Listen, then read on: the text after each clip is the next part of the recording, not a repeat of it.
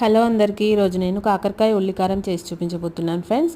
First stove on చేసి గిన్నె పెట్టుకొని ఆయిల్ హీట్ అయిన తర్వాత ఉల్లిపాయలు బాగా ఫ్రై చేసుకొని మిక్సీ బౌల్లోకి ట్రాన్స్ఫర్ చేసేసుకోవాలి. తర్వాత అందులోకి వెల్లుల్లి రెబ్బలు, జీలకర్ర, రుచికి సరిపడా కారం వేసేసి ఇలా ఉల్లికారం తయారు చేసి పక్కన పెట్టేసుకోవాలి. కాకరకాయలు పైన పీల్ చేసేసుకొని తర్వాత అందులోకి ఉప్పు, పసుపు వేసేసి అరగంట పక్కన పెట్టేసుకోవాలి. అందులోంచి చేదంతా దిగిపోతుంది. తర్వాత అందులోంచి సీడ్స్ తీసేసి చక్కగా మరొకసారి వాష్ చేసి పక్కన పెట్టేసుకోవాలి.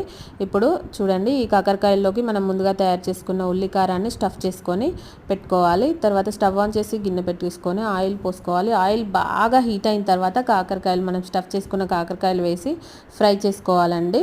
మీడియం ఫ్లేమ్లో ఫ్రై చేసుకున్న తర్వాత పసుపు వేసి ఫ్రై చేసుకోవాలి. తర్వాత మిగిలిన ఉల్లికారం పేస్ట్ అంతా కూడా వేసేసుకొని రుచికి సరిపడా ఉప్పు, ఫైనల్గా ధనియాల పొడి, కొత్తిమీర వేసేసుకొని ప్యాన్ నుంచి సపరేట్ అయ్యేంత వరకు ఫ్రై చేసుకోవాలి. డీటెయిల్ రెసిపీ లింక్ ఇస్తాను. Thank you.